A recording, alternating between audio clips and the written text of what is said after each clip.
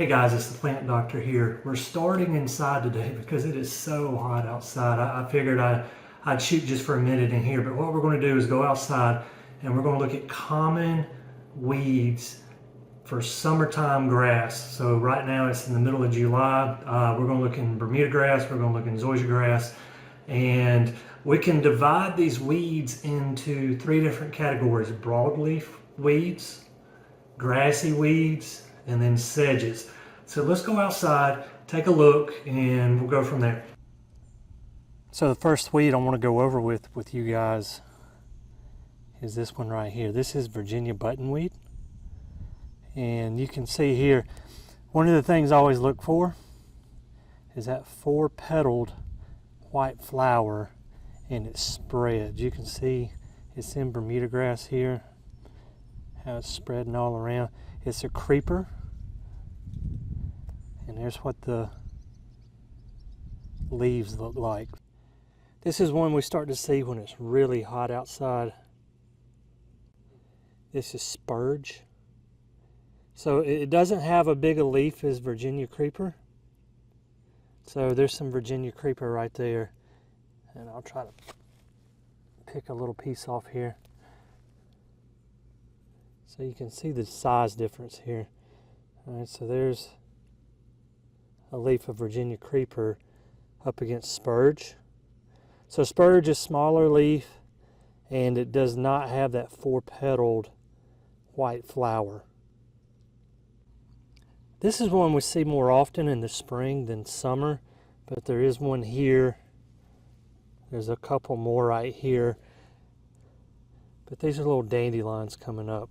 Okay, and so you can see what the leaf looks like there, and if we were to let that go long enough, you can see right here that's a flower head for it. So that would have the yellow flower on it, and then have the white seed head, and then those seeds blow off and spread out throughout the yard. But this is dandelion.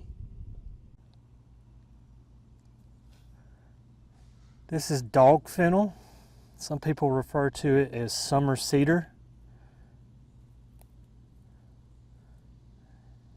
And if you do not mow often, say you're mowing every 2 or 3 weeks, this can get really tall on you in a hurry. It can get 6 or 8 inches tall really, really quick.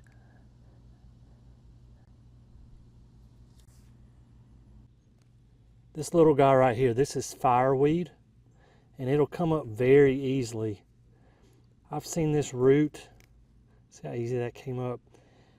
I've seen this take root in thatch, not even have soil contact. The good news is it's easy to get rid of. This one's a baby, they can get real big. I know where a bigger one is, over in a flower bed. Now I'll show you what it looks like when it gets bigger as well. Now this is fireweed when it gets a little bit bigger. You can actually see where an insect's been eating on this one. So this is what we just looked at earlier. And here again, I should just be able to pop that right out. See how easy those come out? So if you have these, if you just have like 2 or 3 of them, you really don't have to spray, because there's another one right here, because they come out so easy. I mean, there's nothing to that. But those are fireweeds. So I've got 3 weeds here together I want to look at. I've walked around and I found 3 grassy weeds that I want to point out. This is crabgrass right here. This right here is Dallis grass. There's another patch right here.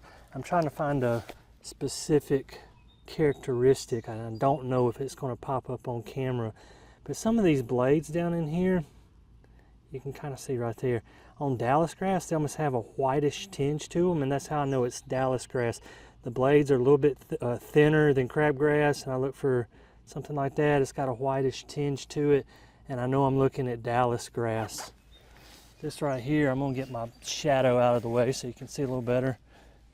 This is Johnson grass, and what I'm looking for here, there's almost like a brownish purplish tinge here at the base. It looks very similar to crabgrass, and the way we treat it's the same. The only difference is this. So Johnson grass is a perennial. It'll come back year after year. So if you've got some Johnson grass and you think it's crabgrass and you think, oh, I'm just going to put my pre-emergence out in February, it's going to take care of it. It will not take care of this. It's going to come back from the roots, okay? All right, so this right here is sedge. I'm going to show several different examples of sedge. I've walked around and found a few. Okay, so if you start to see this clumpy type grass pop up, in particular areas that stay wet, areas that get too much water, this sits in a little drainage low spot for the yard, so the water runs this way out towards the street. And so if I'm going to get sedges, it tends to be here. But a telltale sign you're looking at a sedge is the little seed heads here. There's one right there. I don't know if you can see that on my ring finger. I know where a better example is of this. So let's go over to that example, and I'll show you what the little seed heads look like.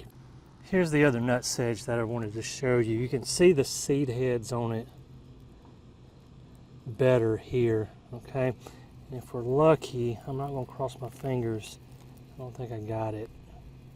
Yeah, I did. We got lucky here. This is why it's called nut sedge.